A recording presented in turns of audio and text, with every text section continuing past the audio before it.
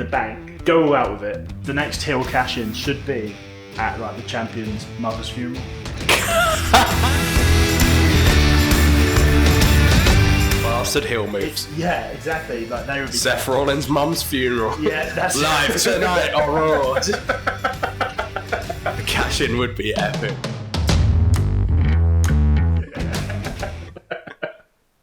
My favourite Mick Foley moment probably was an old match for Shawn Michaels versus Mankind. Yeah. And it's when it's before Mankind sort of became cuddly. He's like very much still like a weirdo. Yeah. He was obviously always a weirdo, but he wasn't sympathetic yet. Yeah. And he's Paul Bearer as his manager, and in the background, like not background, what am I about? Backstage, before the match, they're doing a promo, and Mankind goes, "If I win, will I be a sexy boy?" The answer is always yes. Yes. Speaking of Foley, the 24/7 belt. Ooh. So we're going to talk a bit of WWE, bit of Money in the Bank, and then we're going to talk AEW, Big Double or Nothing. So yeah, the 24/7 title, currently held at this time by R-Truth. Who, I mean, I like R-Truth. I love R-Truth. I love R-Truth. But and somehow Drake Maverick's got involved. Well, the whole thing was so like, good. Hey, all you guys who storyline-wise aren't very good. Yeah. Most of you are very talented performers. Of course. Why don't you just run out and try and grab this belt? Yeah, I mean, I'm all for R-Truth holding a comedy title. I think it could go somewhere kind of fun if they incorporate social media. Yeah. Like, if there's like a defense on at like 2 a.m. on Twitter. And I know it sounds weird, but I just think it'll keep people engaged with the WWE product, I think. I think so, yeah. And, you know, it could... before they started involving Nikki Cross in like a weird kind of Alexa Bliss sort of storyline, Yeah. which could go somewhere interesting. I'm a big fan of both of those. Her and Shelton Benjamin were kind of having like their own backstage feud. Oh, yeah. Yeah, there was like a box delivered to Shelton Benjamin who's like, "Oh, watching this." Opens up, there's nothing. He's like, "Oh, I'm just being crazy." And then she like pops up behind him. He's like, "Shelton," and like all the stuff they were putting on Twitter. Yeah, that was pretty cool. If the 24/7 belt involves stuff like that, then I think it could go somewhere really fun. Also, me and our good friend Sam Mills were discussing how Money in the Bank, for instance, is like often it's best reserved for heels because it's such an immoral thing to do. Yeah. And we just think, go all out with it. The next heel cash-in should be at like the champion's mother's funeral. It would be brilliant. WWE would never ever go for that. Well, but it's probably the best way to utilise the Money in the Bank I've ever heard. Well, I still remember the days when the Big Show held on to his own father's casket as the Big Boss Man drove away. Jesus Christ. WWE have done some dark stuff, and they have no remorse. But these days, they literally are just like, what do you mean? Like, we never did anything like that. Like, we'd never do anything like that again. Yeah, we're behind the women's revolution. Who were we revolting against? Ourselves. Oh, my God. But yeah, so I just, me and Sam, we were discussing it would just be brilliant. The champ's giving a eulogy about his dearly departed mother, and just out of nowhere, just boom, fucking Money in the Bank briefcase. Brock Lesnar's theme tune starts.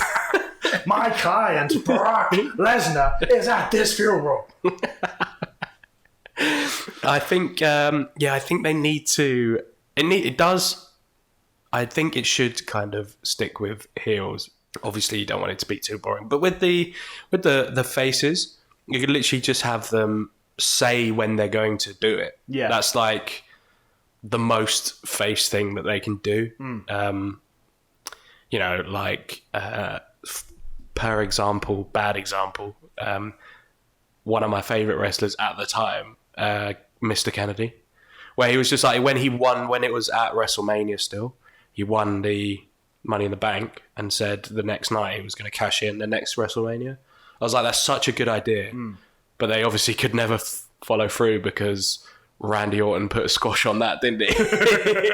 Well, actually, he got injured and then lost it to Edge, didn't he? So it's not really Randy Orton's fault. No. But it's Randy Orton's fault that Mr. Kennedy's not there anymore. But that was a good idea for a face to do. Yeah. To literally be like, I am going to wait until WrestleMania. Like, that's it. Like, because then you can do like a year's worth of long-term booking. Yeah, just if they have like a face champion say, I'm going to do it at WrestleMania, have him defending the briefcase itself against loads of heels. I think that'd be really good. Yeah. I think the face cash-in they had Bayley do was fantastic. Yeah, I think so. At the actual Money in the Bank. A lot of people said that because she won the briefcase and the championship in one night, it kind of negated the actual Money in the Bank itself, which I can kind of see because what you've done is kind of, you know, the anticipation is in the build-up with someone with the briefcase, but it hadn't been done in a while where, you know, someone on the same night goes, actually, I'm going to cash it in. So, I mean, I was in two minds, but I do agree with you. And it was definitely a big fuck you to Sasha Banks as well. I mean... So, like, normally I don't really buy that, like, I'm being worked if it's something that isn't just on the show. Yeah. But the Sasha Banks stuff, that's legit. Like, she's not happy and she's not coming to work. Yeah. Right, okay. Because, I don't know, I mean, obviously it is kind of a big fuck you if that is the case. But, I don't know, just because they'd sort of referenced her a bit, I kind of felt that maybe she was going to turn up on SmackDown and be like, fuck you, baby, I'm a boss. And that does sound like Sasha Banks. Flawless impression. Well, thank you. No. I've been studying her for quite a while. Yeah. No. It's not a work, unfortunately. Right. I mean, I'm normally the last person to say, like, this is a work, bro. But, yeah, that is a shame because it seems like they're doing a storyline in that there's a story there. Yeah. But she isn't up for it. No. Yeah. What I think they're doing is I think they are communicating that they are trying to give her a option to return. But I feel at this moment in time, if I was Sasha Banks and I was the boss, as you say, I would be just biding my time. I don't know how long her contract is. It's probably a couple of years still left on her contract, but I feel like she might just stay at home, and I mean she might just be waiting for that AEW money. I would love to see her turn up. That would be me. Britt Baker, Sasha Banks for the first match for the women's title. That would be really cool. We're dream booking here. I don't think we should. No, I love dream booking. I mean, that is most of my sort of wrestling fandom revolves around me going, that was good. I hope they do this. Like, I kind of appreciate what they've tried to do, but wouldn't it be better if it was like this? Have you ever listened to Something to Wrestle With? No. So it's a guy who was like Vince McMahon's right-hand man for years, Bruce Pritchard. Oh, yeah, I know. Yeah, it's like him being interviewed by this other guy, Conrad something. Yeah. And sorry if I can't remember his name. But basically just asking him questions about like certain angles and that. They go quite in depth. Yep. And they always call kind of fans who like fantasy book or dream book. Marks in it. Yeah, but also he says it's armchair quarterbacking. God, yeah, I like that. Which I quite like and realise it sums me up perfectly. Both in my Wrestle fandom and how I enjoy anything, really. With that, you know, with the Money in the Bank, yeah, I like what they did with Bayley. I'm not so happy about Brock Lesnar. No, not at all. We were so happy, but they had us like right there where they were just like, no more Brock Lesnar for at least a little bit. You know, here's the thing, he's not as big a draw as Vince thinks. No, but he can be used in decent storylines. Well, sparingly. Yeah. Asterisks. Here's the thing with him, based on his deal, he's always going to be used sparingly, and I'm always happy for him to turn up and, you know, have a like big WrestleMania match, but just not with a belt involved. Yeah. Because, you know, him just carrying the belt and being absent from TV, it just doesn't work. No. So I'm happy for him to have the belt, not the belt, sorry, the briefcase. Happy for him to have the briefcase. Yeah, because it's not a belt. Yeah. But it's the next best thing, if anything. It is, but I think, as long as he doesn't cash in, say, before Royal Rumble. Yeah. Okay, so we're not fantasy booking. This is Okay, hypothetically. go on. Hypothetically. Kofi, after SummerSlam, right, loses his belt to someone. Okay? Yeah. Brock cashes in on the Royal Rumble, takes that belt off the guy who beat Kofi for it. Yeah. Kofi finally wins a Royal Rumble. If he was to finally win one, and then go on and face Brock at the Royal Rumble, at WrestleMania. Yeah. That would be great. That would be great. As long as it wasn't the squash, which I'm sure it wouldn't be. I like Kofi Kingston. Yeah.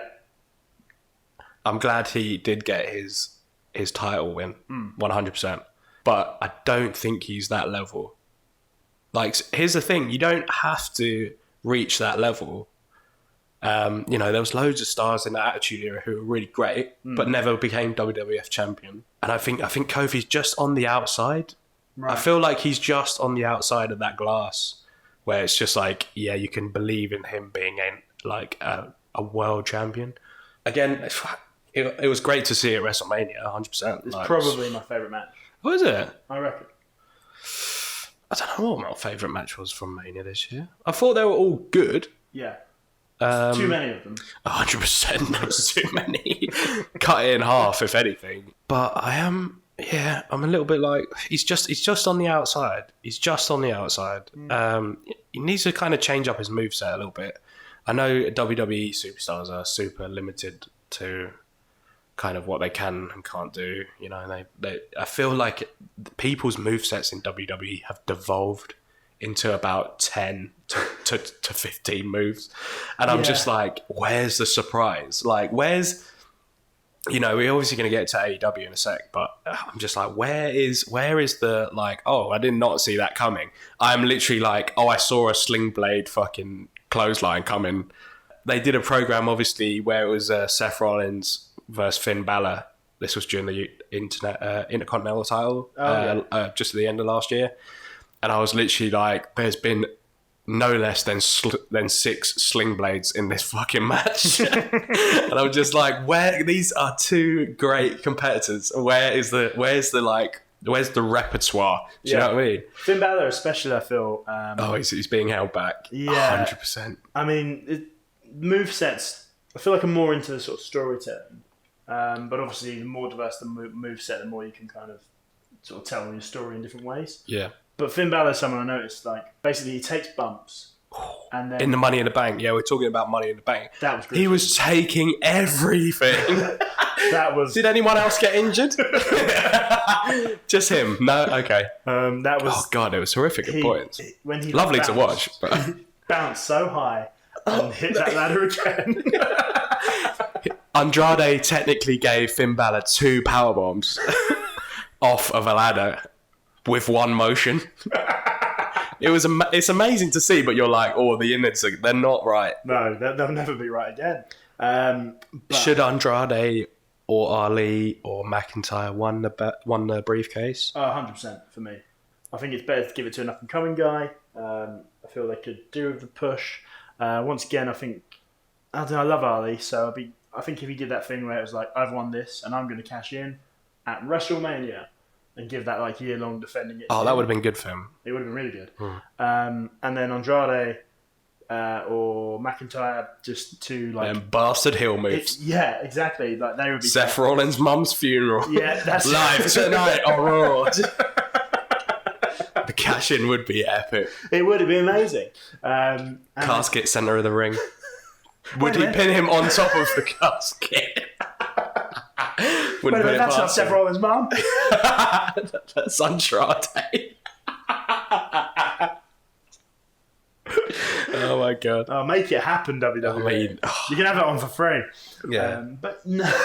Although I stand by the funeral or something akin to the funeral being a good use of the 24/7 belt. Yes, 100%.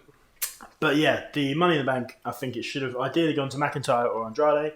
Actually, I really want to see Sami Zayn with it. Oh, that would have been so good. Yeah. Because he has momentum, since his comeback. I liked the fact that he came back as a face and then just switched. Yeah. And I was just it's so it's so melodramatic in only the way that wrestling and soap operas can be. But it was like, oh, it was good. It was really good. It was. Him and Kevin Owens, they're both brilliant. And as face or as heels. Yeah. I was actually a bit disappointed that Kevin Owens turned heel so quickly. Yeah, me too. They needed to build it. They needed one of those matches where they show each other respect, maybe at Money in the Bank. And then after that, once he's kind of gained his trust, and then just, threw him under the bus, so to speak. So, literally. Literally, yeah. Well, anything can happen. Braun Strowman literally nearly murdered Sami Zayn. Yeah, well, like, he killed him. With a dump truck. That should be Sami Zayn's new gimmick, is he's like the new Undertaker. Sami, he's a tough guy. He survived the being thrown into the back of a bin van. Oh my god. But yeah, I basically, this is a bit off tangent, but I kind of feel, especially with the wild card rule, the brand split needs to go. Yeah, I think so. And I feel that Kevin Owens and Sami Zayn, if they're both of the same kind of, if they're operating on the same level in terms of like heel face dynamic, they're both heel at the moment. Yeah. Get rid of the brand split, have those two together. Yeah. I feel it's a shame not to. They have been together before. I feel like they might need to just kind of stay separated for a little bit. Yeah. But ultimately, I agree with the brand split needs to go, especially with the whole USA and Fox thing. They definitely, each network is trying to vie for like the superstars now. So like Fox really want Roman Reigns, but USA are like, I don't want to lose Roman Reigns. Yeah.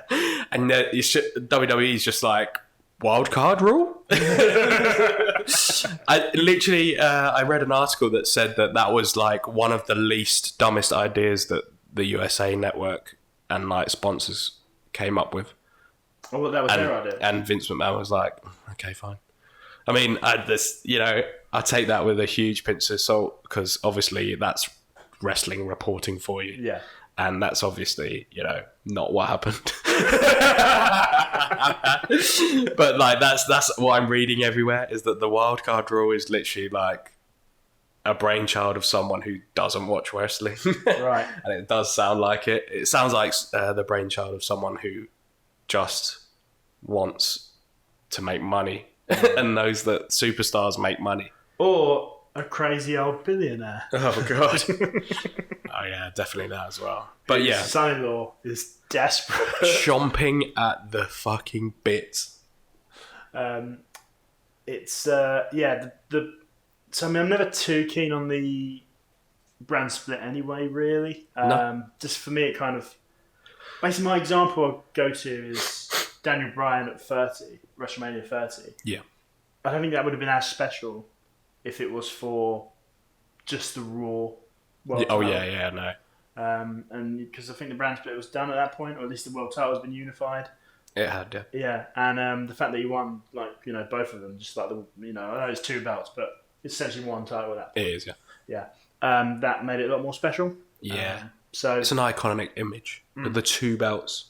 I don't think it would be less if it was just one belt, but I feel like it doubles down on the emotion. Like, I don't think it would be less iconic, but I think if it was like, oh, and he's won the world title, and earlier on, Universal title. Yeah, it's Universal title, and earlier on, if it was like, oh, and earlier on, Seth won the world title. Everyone's winning. It's all good. Yeah, literally, yeah. So it's I understand if there'd been a world title match before it. Yeah. And then you're just like, okay. I just feel it lessens the stakes. Yeah. Although obviously there has been some good come from it. Like Kofi wouldn't have got this shot if it hadn't been for the brand split. And obviously you hate Kofi. It's fine. No. I know you don't. I know you don't. No, I would have agreed with you, but I think basically I love the New Day.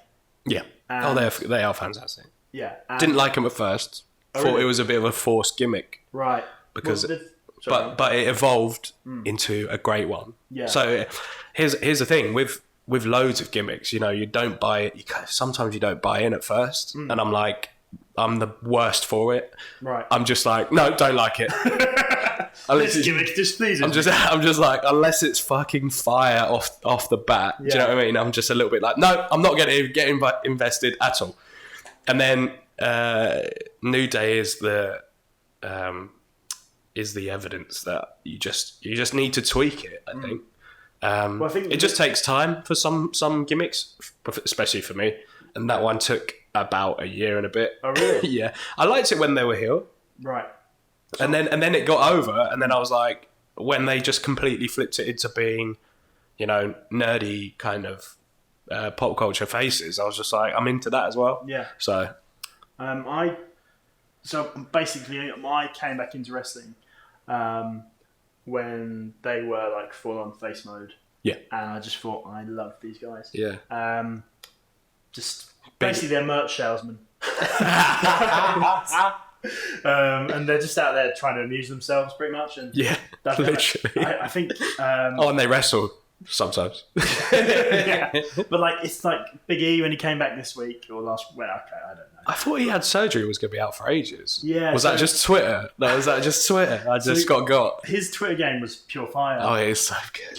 While he was injured. So, he's about to become Becky Lynch's, stepdad. So I love the exchange. That would have been a great storyline. There was a brilliant GIF that Becky tweeted where it was Jon Snow in the Battle of the Bastards episode where he takes his sword out with all the army rushing towards him and cuts his sword belt loose and he's just standing there ready for it. Yeah. And she said, "This is me this morning defending all the first for Mama Lynch." They're so good. They're two people who are just their Twitter game just kind of it elevates them massively. Yeah, because also that's not the Twitter feeds aren't like WWE approved. I mean, obviously they've got their endorsement, but it's just them tweeting. Yeah, and so I think a lot of people spoke about that WWE the characters were more engaging when they were doing their own promos. Yeah, and I think the Twitter feed is evidence of that. Mm. But also... and evidence that they're being held back on TV. Massively, yeah. But what I was going to say was about Big E. Basically, to celebrate him coming back, Kofi's like, it's all about this guy right here. Big E just gets his, pec boobs out. Oh, of course. Boobs, yeah. Of course. And I'm sure no one was like, Big E, get your, tits out when Kofi sort of gestures towards you. But I love them for that. And basically, I'm quite happy with Kofi to be the kind of main event guy. Yeah. Of that sort of faction. No, yeah, of course. And then until Big E eventually steps up and turns heel. Oh no, I don't want him to turn heel. I don't want him to turn heel. But I think they've categorically said, and I mean this. Take this with a pinch of salt because this is wrestling, but they have kind of said that that's not going to happen. If you keep saying it like it's not going to happen, it probably will. It probably will, but I feel like they've mentioned it too much that it would never be a shock because they'd be like, yeah, but you kept saying that you weren't going to turn heel, evidence that you are. So I feel like people would actually be shocked if they were like, what, you're just going to stay the same? You're just going to stay the same, be doing your awesome stuff? Okay. I guess that I'm totally confused. I guess the only real payoff to that is when they retire. And he didn't turn heel. Yeah. At that Hall of Fame. When they're just like, we did it. We didn't turn heel at all. And then John Cena's there just first time? Okay. Are we still recording? Yeah. Oh, cool. Sorry, you're going to have to edit out all my... that's fine. But I actually, it's a bit of a tangent. Yeah, go on. However, what we're saying about New Day never turning heel. Yeah. But I would really like it if they just remained friends the way people often do in life. Yeah. I mean, I love a good betrayal in wrestling. Oh, yeah, of course. But I just classic. Exactly. Shawn Michaels putting my Janae through the window. Not that I witnessed that. No, a little bit. It was about 4 or 5 years too early for me, I think. Yeah, but it's a classic clip. Close. And obviously, Seth turning on the Shield is brilliant. And they work really well, wrestling betrayals. But it would just be cool if they didn't, because sometimes performers are better together, and I feel they are. And also, although it was a bit dragged out, the storyline of Kofi getting his shot, I think them winning it for him was beautifully done. Yeah, it was good. So I'm very happy for them to stay together. Yeah, I agree. Drawn out too long, should have just happened over a show or two, a couple of SmackDowns. But other than that, let's talk about the last bit for Money in the Bank: AJ Styles versus Seth Rollins. Probably one of the best WWE matches of the year so far. Yeah, I mean, those two, it's never really... They always going to put on a clinic. Yeah. I would have liked to have seen... AJ was leaning very much into his sort of heel tendencies. Yeah. I would have liked to see him go sort of full heel. Just cause he is really good as a heel. But really then again, good. so is Seth Rollins. So I think them pulling the trigger on Seth being a heel would have been a mistake. But it wouldn't have been out of character. Do you know what I mean? Like, I wouldn't have been like... Because they'd been building up AJ being the heel, semi-heel, I guess, for such a long time. I say a long time. 4 weeks is a long time in wrestling. Yeah. And then for Seth Rollins to maybe just completely turn heel, I think it would have been again a little bit too soon, but I wouldn't have been against it. It would have been cool because Seth is a very good heel. However, I know I said that. So Kofi Daniel Bryan, that's probably my favourite match from WrestleMania. Yeah. But I think my favourite moment from WrestleMania was Seth winning. Yeah. Just Brock had been there so long, I was so certain he was going to just take it again. Just like the Turn him over. The third curb stomp. You're just like, you've had Seth Rollins win the Royal Rumble. It would be a shame if he was to be squashed at WrestleMania. And it's just a picture of Vince with the thumbs up, that image from backstage in the gorilla position at WrestleMania. Yeah. Have you seen that one where he's just smirking in a leather jacket? Who Vince McMahon? I've never seen Vince McMahon wear a leather jacket in my life. You're missing out. But yeah, that was probably my favourite moment. It's so satisfying. And I mean, no offence to AJ, I don't find him that likeable anymore. No? I think it's ever since he was in the Nakamura feud. Oh, okay. And he was with Jerry the King Lawler, and they'd done like a bit in the previous week where they were doing a contract signing, and Nakamura got into AJ's head a bit, and AJ slapped him, and then Jerry Lawler was like, last week when you slapped Nakamura, that was so good, and AJ goes, "We're men, Jerry, that's what we do." Wow. And I was like, I do not remember that. That's a terrible line. Yeah, it really stuck with me. Who wrote that? Vince, probably. Then again, anything bad, I'll just blame on Vince. Oh, God. So since then, I kind of view AJ as like, he's an angry, unlikable man. I'm being a bit harsh. I do mean the character. But I just think he's better as a heel. I did really enjoy him being a heel when it was like beat up John Cena and all that. Yeah. His matches versus John Cena. It was at SummerSlam, wasn't it? Yeah, that was a couple of years ago. They were really, really good. They were, and I really enjoyed his character work. So I would they did a handshake at the end. Yeah. I would have been very happy for them to have shook hands and then AJ just batters Seth. I think that would have been cool. Yeah. Great match. Once again, for me, doesn't prove my point, but adds something to my argument about getting rid of the brand split, because I feel like the Kofi Kevin one afterwards, I don't know, it's like two world title matches and neither one of them changes. Yeah. Just feels a bit meh. It seems you don't have to have a title change, but it just seems a bit like, you spent over 60 minutes just keeping something on a very linear line. Yeah. It's very straight, narrow. It's, and that's two matches. You don't have to have a swerve and a title change every time. You just have to keep it fresh, and that's not one word I'd use to describe WWE at this point. No, and I do feel like just getting rid of the brand split. Probably be for the best. I think so, personally. Besides that, all the matches I'd say were pretty good, except the Shane one went on far too long. Can this feud please just end? Yeah, I really appreciate that. As much as as much as I'd like Baron Corbin to be cancelled, I need Shane and The Miz to be cancelled first.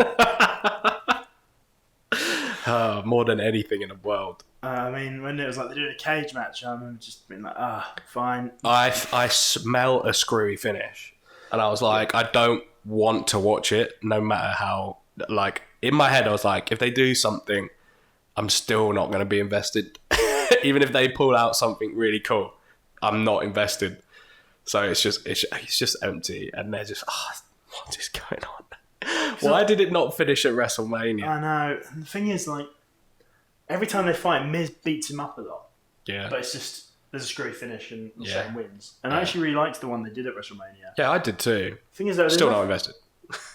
Yeah. Sorry. The thing is, there's no title on the line. And you beat him up every time. Yeah. Why are you still bothered about a match? True. I'd just be like, well, okay. My pride's a bit dented, but you screwed me over a couple of times. Yeah, I got my licks in. Yeah. Then again, if I liked the storyline and stuff, and they were putting on really good matches, I might be like, yeah, keep it going. But it's not. And it was so long. If it was 10 minutes, it'd be fine. Maybe it was 10 minutes, but it felt so long. It felt so long.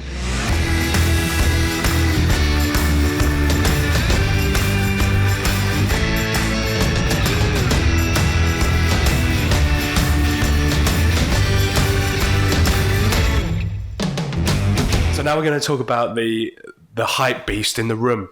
Hype beast. That is AEW. And we can't really do a wrestling podcast without talking about it now. So no. We watched Double or Nothing, and I mean, it was great. Let's not beat around the bush. It doubled my excitement. Oh Jesus! I'm not even sure if there's a pun. Just saying. Saying a word featured in the title of the pay-per-view, but it was really good. We were saying that we're kind of a fan of the themes. The theme pay-per-views are great. Yeah, they really used the sort of gambling casino vibe well, and like the final image of spoilers, John Moxley doing the DDT on Kenny Omega on top of like the the poker chips. Yeah, that looked great. Yeah, that's why I think WWE bring back Halloween Havoc. Yeah, and AEW, if they don't, rip them off. Halloween Hang Time. I don't know, that's a what did I just come up with? Hardcore Halloween. Oh yeah. Oh, there you go. Yeah, 100%. That'll definitely get the target audience. Riled up. Yeah, that'll have to be like a Jimmy Havoc, Joey Janela, John Moxley triple threat. We were talking about dream booking. It's already started for AEW. It's already started. Well, that's part of the fun, isn't it? Yeah, it's a little bit. No, I'm so excited, especially after John Moxley coming in at the end. I know I've skipped right to the end. It's got to be. We had this all planned out, and you decided not to. There's no format here. That's why we've got 2 viewers. Two loyal viewers that we appreciate a great deal. One of them's you, and I don't know who the other one is. Yeah, one is me. They're both me. 2 different Spotify accounts. AEW, very excited. John Moxley coming in at the end, showing how much WWE really dropped the ball with him. I mean, the crowd reaction was incredible. He looked brilliant. Looked genuinely dangerous, the way he was moving. Yeah, looked like a snake. Yeah. It just reminded me of Stone Cold back in the day. That sort of level of excitement that he would generate, and that sort of level of unpredictability. Yeah. I'm so pleased with it. And the actual matches themselves were fantastic. Yeah. So started off with the Casino Battle Royal. Was that the first one on the kickoff? I think they utilised him as well as they could, because obviously. Was it Hangman? Yeah. Yeah. With him, coming into the Casino Battle Royal as the Joker.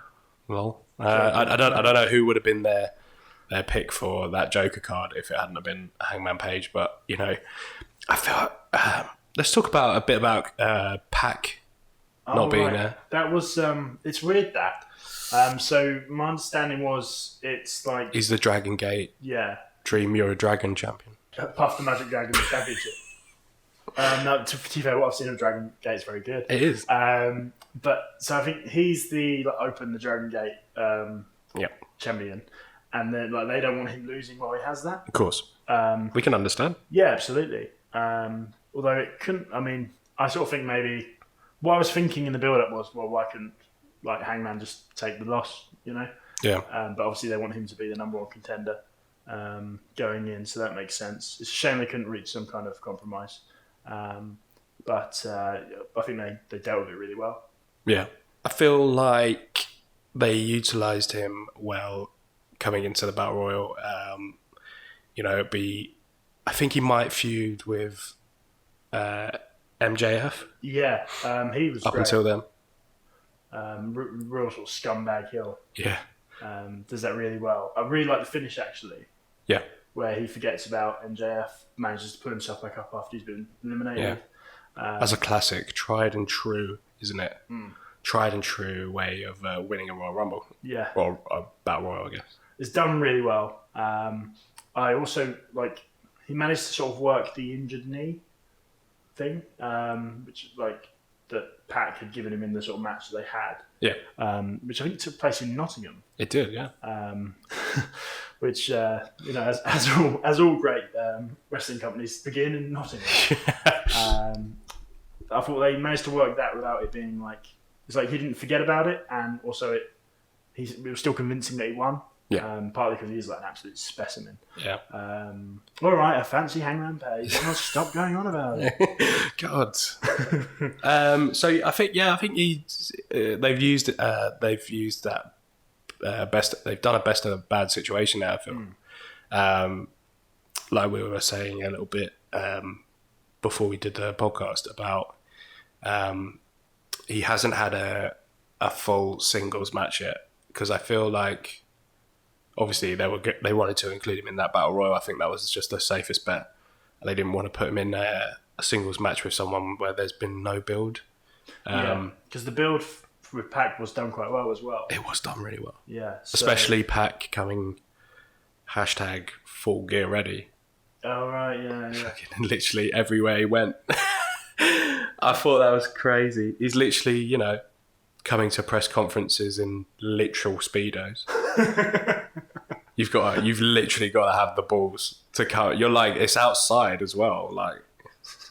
It's not like you're just entering a room in that could trunks. be his new gimmick. He's an exhibitionist. I get that totally. It's a shame. Hopefully they'll get that belt off of him back in Dreamgate so he can mix it up with AEW. I'm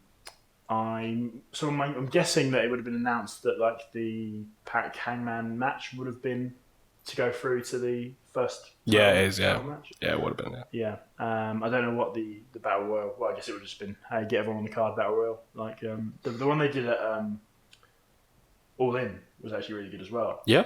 They booked Battle Royals really well. They great sort of variety of performers. I can't remember the name of the guy.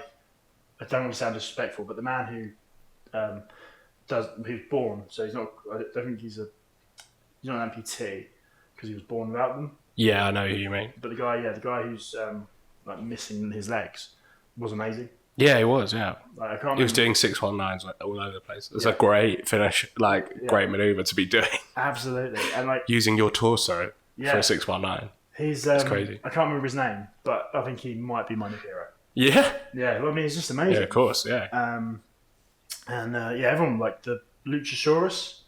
Yes. I've seen photos of him. Love I thought, no, but he was great. Jungle Boy. I'd seen a match of his before actually when he was announced. He was really good. Yeah. Luke Perry's son. He is. Yeah. I did not know that until he came down during the MJF segment. Yeah, and they chased off. When he was with Bret Hart. Yeah. And Jimmy Havoc came out. Yeah, Jimmy Havoc's great. Stapled Tommy Dreamer's penis in the Battle Royal. Because of course he did. Well, why wouldn't you? Tommy Dreamer's still just popping up everywhere. Popping up there, popping up in Impact. I say popping up everywhere, specifically there in Impact Wrestling. He just pops up. It's also. I think he's also in a I can't remember which promotion, but he's in a card with John Moxley is fighting, I think it's Pentagon. Oh, really? Yeah. Oh, cool. I can't remember. Yeah, I can't remember which promotion. And Tommy Dreamer was on that card as well. Okay. I think Johnny Impact, aka Johnny Nitro, aka John Morrison, aka Johnny Mundo, aka Johnny Insert Word. He's also on that same card. aka Mr. Taya Valkyrie. Huh? His wife is Taya. Is it Taya Valkyrie? She's very good. Yeah. Yeah. They should. Well, I kind of feel everyone good in Impact should sign with AEW, but obviously just merge rosters, please. But obviously, like Impact, we want plenty of places for these wrestlers to work. So obviously, I hope all of them continue to do well. But if Killer Cross turned up at AEW, that would be really cool. Yeah. Killer Cross. Or Sami Callihan. And just also, anyone. Well, yeah, the Rascals, they're really good. Let's see what people can do. LAX, they would be more. I'll stop there, but they would. And all the women on like all the knockouts. Yeah, they're all really good. Yeah, them coming over to AEW would be great.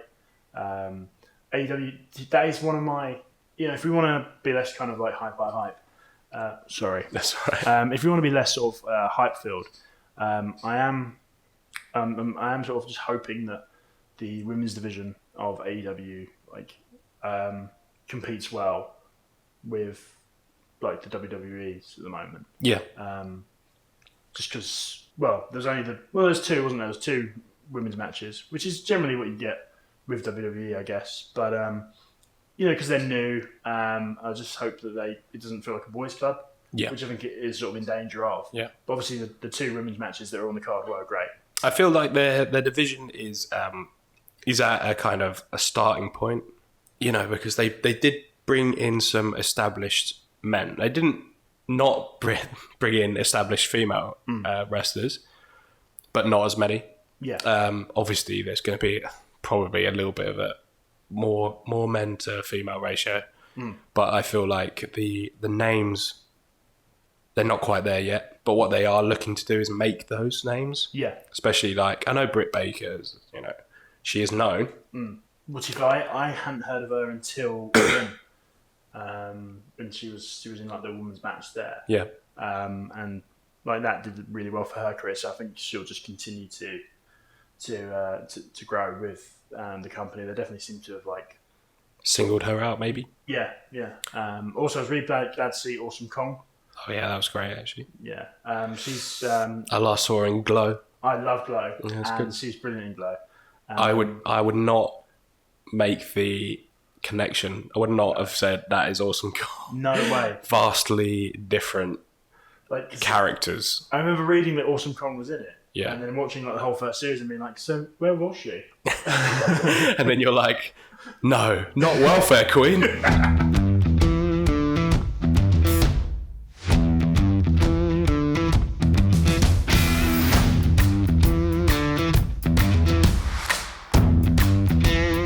Then we'll talk about the main three, I guess. Yeah. I mean, they weren't necessarily all cast as main events, but they were cast as the main matches. First one is, the first one on the card was Cody versus Dustin, wasn't it? I love this match. Yeah. Yeah. Who doesn't love a family brother versus brother? Exactly. And the shot taken at Triple H was amazing. Oh my god. Gloriously unsubtle. What I found quite funny was that they then proceeded to have the sort of match that Triple H would love. Yeah. He loves drawn out, epic, emotional. Yeah. And so do I. Dustin, still a natural, as his nickname implies. Yeah. Can still go. Was excellent. I'm really looking forward to them taking on the Bucks. So I hope they win. It'd be great to see them with. I'm assuming they'll bring in the AEW Tag Team Championships at some point. It'd be great to see them have a run with it. I think so. I think it's something we touched on before. You don't want to just book the elite as all the champions, Yeah. which I think they obviously. It's kind of a big group, so it's like it probably takes up maybe 1/5 of all the male roster, and they are the bigger stars. But I'm kind of glad that they have, skipping all the way to the end again. I'm glad that they might have, we presume, Kenny Omega versus John Moxley. Yeah. Because, I thought prior to Pac dropping out, I thought it might be an Omega versus Page or an Omega versus Pac for the title. But then when Pac drops out, it was kind of like, well, Page is through. And then they've gone that classic route of having a heel, like probably one of the best heels in the world, Chris Jericho, be there. I mean, I think he's probably my favourite of all time, Chris Jericho. Chris Jericho. Yeah. And I love his recent heel work. Like, I loved the match here tonight was really great. I think I preferred the one they had in New Japan. Yeah. Just because seeing Jericho get to go like full sadistic heel was amazing. When he put his he put like a young lion who was the referee's son. He's like highly tipped to be like a future ace. Yeah. This kid, I can't remember his name. But Chris Jericho like grabs him and like puts him in the walls of Jericho, and then he's like, "This is your son. Look what I'm doing to your son." To like the referee, is amazing. So for that, I think it inched it. Yeah. But it was a great match. I loved his new like elbow finisher. The Judas elbow. Judas effect. Yeah, that's it. effect? A Judas elbow. Just go for a people's elbow. Fucking. But Sorry. it's the least trustworthy elbow in sports entertainment history. Love it. Yeah, that was great. I think. I mean, talking of like the elite sort of winning everything, so that was the kind of worry about it. With Hangman, I feel he was, I don't want to say jobber, but he would kind of take the pins the most out of like anyone else in the elite. Yeah. So I think it's cool that they're pushing him in the way they are. Yeah. Probably the benefit of being best friends with with all the people running the company. Running the company, yeah. But yeah, I'm excited for that. They're building a really great roster. I hope they're utilised properly, and I think they're going to be. Basically, I'm very excited, and I just don't want to be too like naively like it's going to be the best. Yeah. But it just the other great thing with the Cody Dustin match, was all the blood. Like, it was really dramatic. I'm not like, I don't always want to see a man bleeding badly out of his head. Yeah. But like, I just like that this seems to be the sort of, it feels weird saying adult because like, I don't mean in a pervy sense, but it's aimed at like an older audience than someone, I feel it's just, they wanted to go for the lapsed fan. They literally said that. Yeah. And I feel like they're on the right track by giving a mature product. I feel the blood, the amount was too much, but you can't really control that. No. So at times it was, I've got a stomach for it, but I was just a little bit like, is he gonna actually be okay? Yeah, there was a and point. You shouldn't really be feeling like they lost control. Because JR was talking about how the referee needs to do what's right for the athlete sometimes, and like he's definitely in WWE mode. Well, I just remember thinking, you're right, JR, but not here. To quote you, stop the match. By God, someone stop the match. Yeah, but I feel it just reached a bit too much. It really did add to the emotion of the story. So I don't really want to keep saying it, but I don't want to see that a lot. I don't want to see that fountain of blood every other match, because sometimes in WWE down in the Attitude Era, it was like unless they're nearly to the point of gushing, did they even really have a title match? Yeah. Constant blading. I remember Shawn Michaels. I mean, this was like sort of just post Attitude Era when he come back. Yeah. Obviously, Shawn Michaels is great, but I remember being just like, oh, he's cut open again. Yeah. Ric Flair as well. I saw. Oh my god, Ric Flair. When is he not covered in blood? When he's tearing up. Yeah, The wrestler saying something nice. Yeah. Yeah, he's only got later in his career. Sorry, he only had really 2 modes: full blood or crying. Yeah. And sometimes Nothing wrong with crying, but I'm just like, he's supposed to be wrestling a match. Love Ric Flair though. Yeah, obviously, and all the wrestlers could mention about the sort of persistent blading. Well, like Triple H used to love blading. Oh, he used to love it. But it should be like like cake. Yeah. Blading's like cake. It should be for special occasions. Special occasions. Or just when you feel like it sometimes. Just a bit of Victoria Sponge. Oh, I'm bleeding everywhere. He can't see the cake is in his eyes. But the end moment where he gets the mic and he says about how he's booked to face the Young Bucks. Yeah. And he doesn't need a partner, he doesn't need a friend, and his voice cracks and he says, I need my big brother. Yeah. That was genuinely beautiful. It was what you came to see. Yeah. I think. Absolutely. As much as you wanted to see them beat the shit out of each other. I was really hoping it would end with them coming together. Yeah. And I mean, unless they were going to drag the feud, not drag, but like unless they were going to draw the feud on maybe until the next event, I think. When Dustin did his first promo, which was fantastic. Yeah. I actually thought they might put him over. Yeah. Just to kind of give him a bit of a rub, because obviously he's a legend, but he's been mainly used as like sort of enhancement and sort of as like a comedy character in WWE. Yeah. But then when Cody did his promo about how it's like a clash of generations and how he wanted to put like the Attitude Era to bed, I knew then that Cody was going to go over. Yeah. But basically, this match was everything I wanted it to be, and probably bloodier than I wanted it to be. Yeah, but I'm still glad that they can go. Yeah. Of course, they showed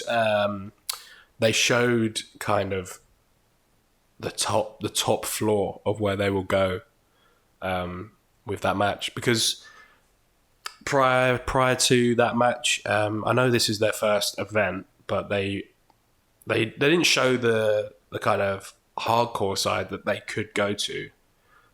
They did have tables in the Jericho Omega, but I still feel that this was kind of showing you that they won't necessarily do hardcore for the sake of it, but they will do, really immersive, violent storytelling. Yeah. Also, which is what the audience is looking for, as well as just great wrestling. Yeah. What I liked as well is, I know it's like a cliche to say, but obviously JR was fantastic on commentary. Oh yeah, of course. And he kept referring to them as like fighters and fight, and it was just really refreshing, because it kind of emphasised for me how a problem with WWE currently is the commentary. Yeah, it's has, absolutely horrible. It really is, without a doubt. Like JR's talking about how it's awful to see these like two brothers like sort of coming to blows. He's known them since he was kids. Yeah, and I just think like at WWE, it should be like, wow, what a night for entertainment. Oh yeah, you can follow this at WWE #WWE. Yeah, and then they'd be bickering about what hashtag was. You look really sad. Do you know what? I was just thinking of. So I went to Raw at the O2, and it was actually just genuinely refreshing just not to have commentary. Right. I thought it'd be weird. It's actually better, because all you hear is the crowd. Because obviously with WWE, they sometimes dim the crowd noises. They try and bring it up when it's shocking. Yeah. But they also like dim it down, and it's just like, the commentary is not missed whatsoever. No. Bit of a side note, but I find that to be a similar situation when I watch Premier League matches. Yeah, football, definitely. With 100%. Spanish commentary, especially, because Spanish commentary sounds nice. So when you pick up a stream from like South America, it sounds, you don't know what they're saying, but they sound excited. It sounds nice. Over here, it's like a bitter ex-pro shocking from the goalkeeper. Yeah. It's so bitter. So bitter. If anything, like having like a bitter ex-pro on commentary would add something to WWE. Yeah, it might do. I was better at this. Yeah, kind of like, I think Macho Man Randy Savage prior to our time was kind of like that. Oh, really? I feel like it, yeah. Because he thought he could still go, and Vince McMahon was like, I don't think so, mate. I love the Macho Man. I've not seen many matches of him. Obviously, the Steamboat one at WrestleMania 3 I've watched, which is fantastic. But just honestly, it's worth just taking 20 minutes to watch like promos of his. Yeah, they're top. Just fantastic. Roid infused top notch stuff, I think. Oh yeah. Yeah, God, but it's good. Amazing stuff. But moving on to the second match, which I think was the best match of the card in a wrestling technical standpoint, was the Young Bucks versus Lucha Brothers. It was. I didn't know too much of the build up. Obviously, I knew that the Young Bucks were the AAA champions, but I'd never watched really much of the stuff. I didn't see how they won the titles. I'm glad they obviously had a bit of a video package. I thought it was cool. Like, obviously, they've gone to another promotion, challenged them to a title match after they just won. Yeah. And taken the titles and just been like, cool, see you later. Off to AEW. And obviously, it was good to have a title match on the card. Yeah. Because I felt like it was kind of missing that.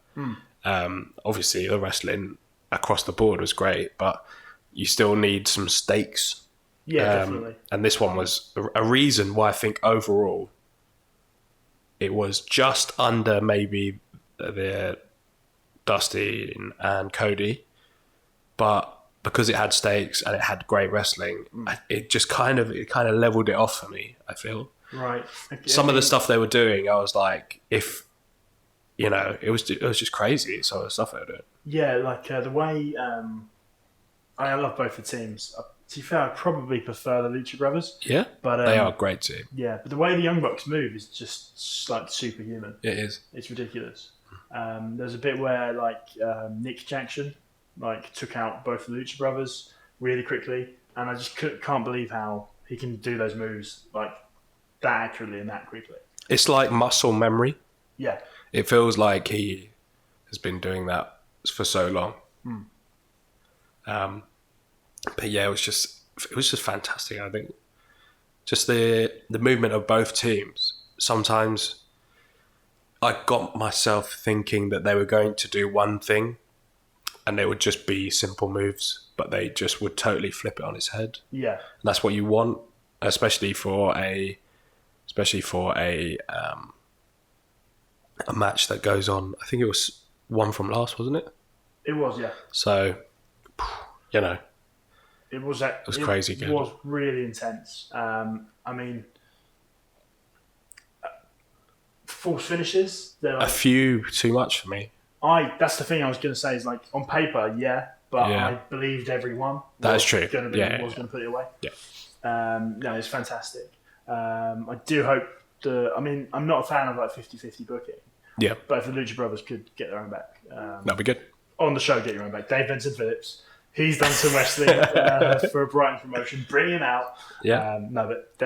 I would like to see them get those belts back, or just the inaugural. I'm sure those tag team belts. That would be good if they if they were the first AEW tag champs, and then the Young Bucks they've got the AAA. Yeah.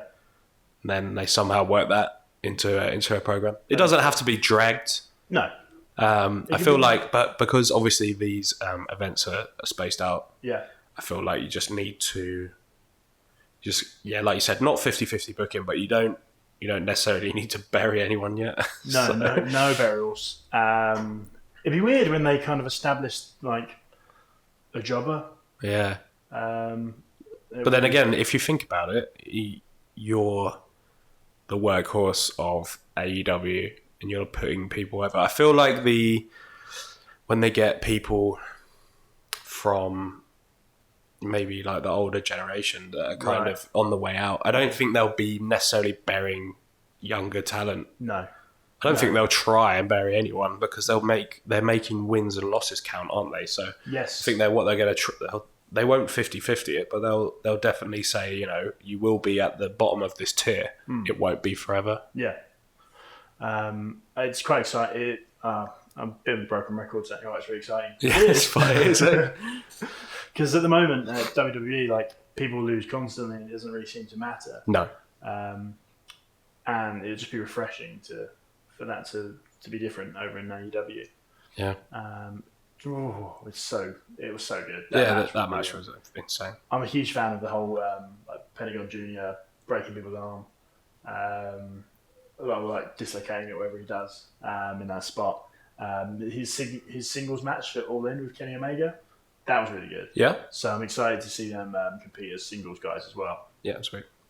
Also, like Pentagon Jr., I saw some of his Lucha Underground matches. Some of them are sickeningly violent. Oh, shit. Not that I'm, I've not changed my tune. I don't suddenly want it to be like the opening scene of Blade. Every other match. But I like that there's talent on the roster that are happy to go there if need be. Yeah, of course. But with the Young Bucks, who, other than the Lucha Brothers, I mean, you do have a couple of. Obviously, you got SCU. They're free, and they'll definitely do like a Freebird rule, I think. Yeah, I'm a big fan of theirs. Christopher Daniels is a legend. Going all the way back to the beginning of the actual show, I think that was probably the best way to open it, was have some absolutely talented athletes / gymnasts, basically, flip around and get on the mic as well a little bit. I am convinced, right? A lot of wrestlers, I'm convinced when they sort of talk about their sporting background, that they're having you on, right? Because I reckon probably half of these wrestlers, they were on the gymnast team. They had to have been. Yeah. But it's always like, oh yeah, I used to play football. No, you didn't. A gymnast. You're doing backflips every day. I don't see you backflipping on the field. Only when you've scored, and even then, it doesn't happen. Here's the thing I would love, again, going all the way back to Dream Booking, Scorpio Sky, part of SCU, versus Ricochet. A clash of extremely similar styles. I would just love to see it happen. Well, hopefully... Ricochet, one of my favourite WWE wrestlers at the moment. Yeah, maybe he'll run his contract down. We can only dream. The fingers are well and truly crossed. But I think he's just been beaten by bigger men, isn't he? At the moment. But the thing is, he works it, and he's A, more over now, and B, doesn't make him look that weak. No. Because he's just so good in the ring. Yeah. So they're like, yeah, we want this person to go over, and then the other person end up like being very equal with Ricochet in the match, and then the overall outcome you kind of forget because you're like, oh, they look so good. Yeah. I can't remember. Unfortunately, I saw him face Baron Corbin when I was at Raw, and I was just Baron Corbin of Team Weatherspoon. So funny. So he literally looks like the worst waiter. Just imagine leaving a TripAdvisor review on the restaurant or bar that employs Baron Corbin. I got ended days through a table. He was very rude. Covered in tattoos. Yeah. I got clothesline from hell through my table, through my spaghetti bolognese. He then proceeded to do a 10-minute promo. It was very boring. Yeah, it was terrible. All I wanted was the bill. So... Oh, actually, on a side note... Yeah. Because they always continue to push Baron Corbin. They will, yeah. Yeah. 100%. A push that should definitely stop for me. Yeah. Over in WWE. Yeah. I'm sure, this isn't a hot take. Everyone's saying. Yeah, of course. Lars Sullivan. Right? We're getting very political at this point. I don't mean to get political, but, I mean, even if you're I'm very left-wing. Even if you're fairly conservative, what he was saying was, horrible. It was horrible. And how can you justify money? Literally, I know he's going to, I don't think he'll struggle, but he's going to go without a decent paycheck for a long time. But how does that equate to, he should have just been fired. Yeah. How can you, as if you were someone who was a a minority or someone of a different descent, how can you work with Lars Sullivan? Exactly. I'd literally just be throwing potato fists. I literally would be going for a busted open each time, and if he gets cocky backstage, I'll literally just make sure that there's a group of us or something. But it must just be like, I mean, I don't want to be like driven in a taxi by someone who has those sorts of views. And it's not. It feels like I don't want to be entertained. No, but also it's like I can understand him not sacking him just because I don't mean like it's just because that's a big call. Yeah. You know what I mean? Yeah. I'm not saying suspension. Yeah. For me, it's just the basically Money in the Bank, right? He came out and beat up 3 Mexican men. God, that's on the nose. It's very on the nose. That's on the nose. And also one of them, I believe it was Sakaro. Am I pronouncing the name right? I mean, I don't like the Lucha House Party. No, terrible gimmick. Yeah, they had a good match whilst I was at the O2. Yeah, I mean, all of them can go. It's just, of course they can. Yeah. Crap. But that's what they've done. They've literally. This is a very Vince McMahon thing. Oh, they're all Lucha. Yeah. Literally. And like, they can be separate people. Yeah, it's not like if you go to a Mexican promotion, all of the luchas are the same. It's like they're a wrestling Borg. Yeah, just speaking and acting as one. But it's the gimmick of like, oh, we're at a party. Here's some piñatas. Oh, they're Mexican. They get them. Oh my god, it's such a Vince McMahon thing. It really is. And then like for him to come out and beat them up, I just like. There's like they've got Luke Harper sitting at home, right? Presumably until the end of time. Yeah, but like, could you not just send Lars Sullivan home? Like, no one wants to see him. No. And it's not like I can understand if it was someone who's a proven big money draw did this, but he's not. Harping back a little bit to what I was saying about me not really being enthusiastic about gimmicks when they start off. The least enthusiastic I get about gimmicks is monster gimmicks. Yeah. Because A, it's been done a million times, and B, they're just fucking shit wrestlers. Here's the thing. People who are like, say, of Batista's ilk, like, I can get on board with. Yeah. Because they are powerhouses. But because, technically they can be good. But Braun Strowman, I'm over it a little bit. I never really got on board too much. He can be all right. He's got some decent skills. He's got decent mic skills. But like when they just do this big guy monster, I'm literally just like, fucking change the record, man. I hear. I did get very much on board with Braun just because they made him really entertaining character. I think that he's been the best one of the same gimmick. Yeah. In a long time. Yeah. Probably since the Big Show. Yeah. And that is a long time. Like, Great Khali, sod it off, mate. Like, that was awful. Well, he I mean, I know gigantism, I don't know the actual term for it, so I shouldn't be like throwing it around, but like the Big Show basically got, he had the same thing as Andre the Giant, but I think technology's come on, like the sort of medicines come on. Yeah. So I think he was able to have like an operation that stopped the sort of further problems. Yes. I think the Great Khali eventually did. But, I mean, the Big Show, it was like a giant. He was like, oh my God, he's, the Great Khali did seem unwell. Yeah. I mean, hopefully he's all right. I hope he is okay. Yeah. But he definitely, even initially coming to WWE, he doesn't move well. No. He doesn't, I mean, his skill set's kind of limited anyway, which is, it's fine. Yeah. But he shouldn't be being put in those positions to have to do things like that. No, it just didn't make for comfortable viewing. I'm kind of glad I wasn't really like paying much attention to it at the time. That's when I kind of dropped off, was around 2000 between 2005 and about 2008 I kind of lapsed. And then obviously you go in and out. Yeah. WrestleMania, Survivor Series, SummerSlam, and then I really got back into it, I'd say 2012. So I properly got back into it.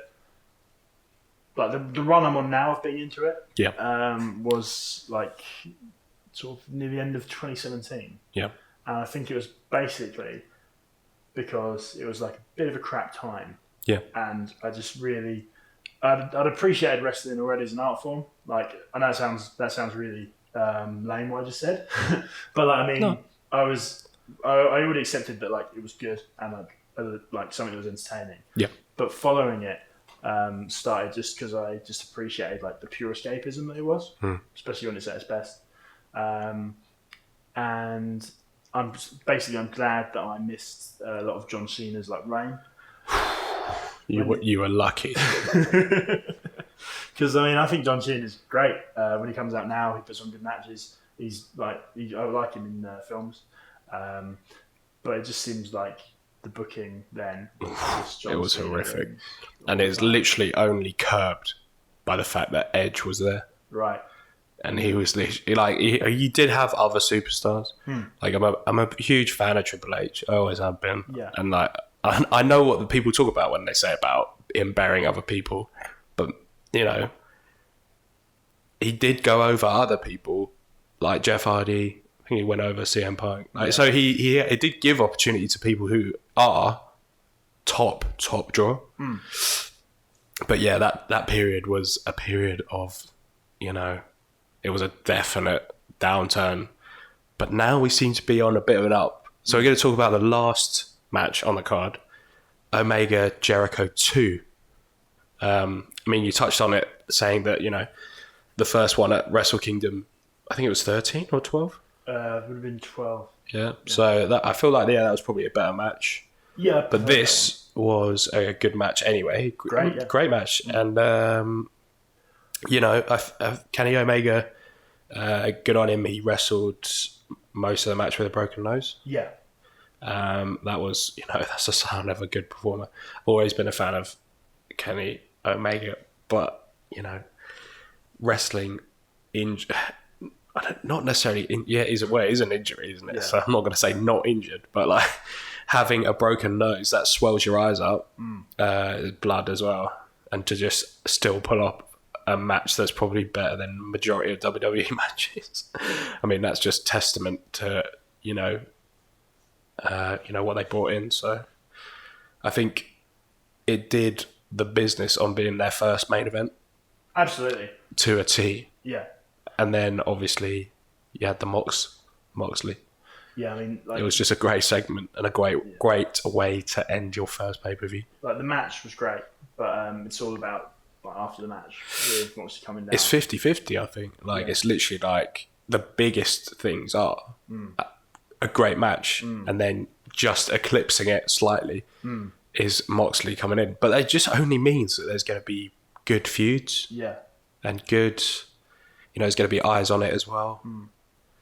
Dean Ambrose is a huge name, and a lot of people are aware of the name change. Yeah. That's the thing. Yeah, he's promoted it really well. Because some people will just go, okay, this character from this promotion is dead. They won't even acknowledge it. Yeah. But him doing these vignettes and these videos online, I feel that's the way to go. If you're going to kill a WWE character and have it come to AEW, do it. Yeah. Because that means that people have eyes on it. It was great. It's kind of brought us full circle into talking about like the set and the themes of the event, because it was a gamble for them to do All Elite Wrestling as it is, and it was just, you know, we're a fan of the pay-per-views being I liked it. Like, I've been to Las Vegas, and you know, it's a great place, and it ties into the adult themes of the direction of AEW. I think the hype train has left the station well and truly. All aboard! I am ready. I'm interested to see what their TV will be like. Yeah. I think that's the next hurdle. It's great having a couple of pay-per-views. Like, I'm glad they've got 3 shows on the go. Yeah. And I'm Fighter Fest. Big fan of that name. Oh my god, that's so good. The tongue-in-cheekness. Yeah. They've literally had one pay-per-view, and then they're like, let's take the piss out of like one of the biggest things of 2018. I am on board. The trailer for it was incredible. Where Was it like a party island? So yeah, it was basically they did like the Fire Fest sort of trailer that they did. There's all these models in bikinis, and it was like this disclaimer underneath, like these models will not be appearing at Fire Fest. On board. I'm on board for it. So we'll have to see what their TV's like. The next couple of events as well. Last thing, CM Punk AEW. Is it going to ever happen? I don't think it will. I just don't think it just doesn't seem like he's. I hope I'm wrong because it'd be great. But the only thing I know is that he is still contracted to UFC.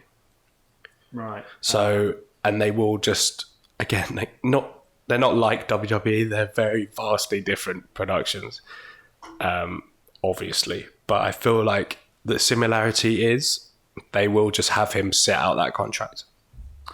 Yeah, I just think he's done with wrestling. I mean, it just seems mad that it's been a long time since he left WWE. Yeah, and it just seems mad that I know he's come back with like a mask on for like his mate's promotion. Yeah, but it just seems crazy that throughout that whole time he wouldn't have just had like a New Japan match. Yeah, I'm sure they would have been. I don't know the ins and outs of like business, but yeah, it just seems like if he really wanted to be wrestling, he would have by now.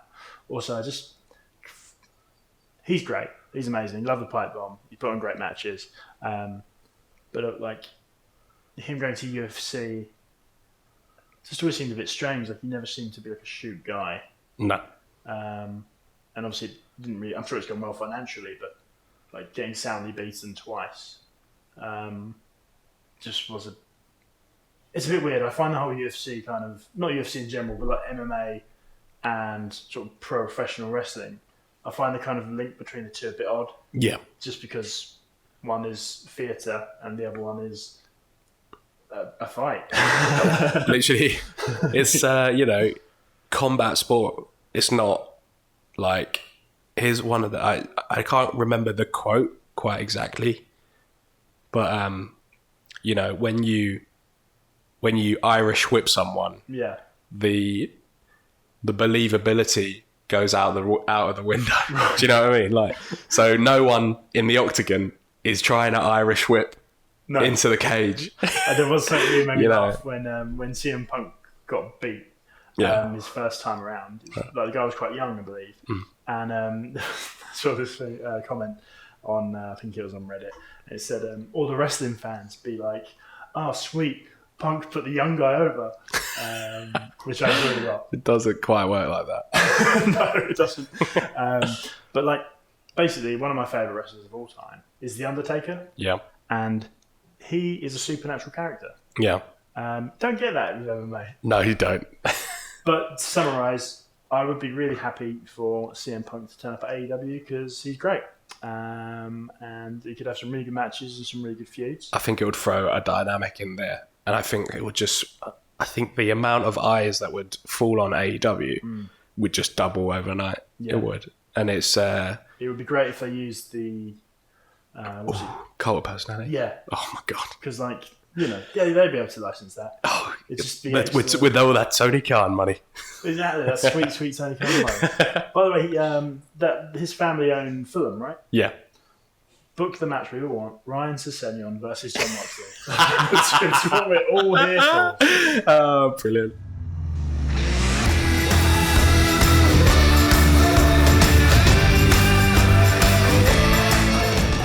Thanks for joining us on Ringside Heatwave, talking everything WWE and AEW. Thank you to my co-commentator Joe Cassidy. Follow us on Facebook and Instagram at Japanese Heatwave. And we'll see you next time.